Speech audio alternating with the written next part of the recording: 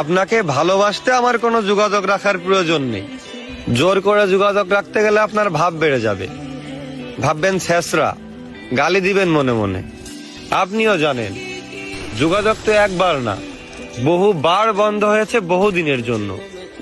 ভালো তো আমি আপনাকে সেদিনও বেসেছি।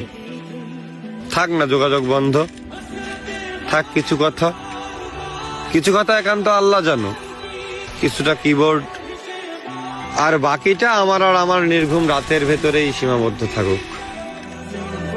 আসেন আফসোসটা বলি, এই জীবনের শেষ কুলে এহকাল আর দায়িত্ব ভুলে মনের জমিনে নবাবে চাদর বিছিয়ে ভিক্ষা চেয়েছিলাম তার আগমন, কিন্তু সে আমায় ভালোবাসেনি।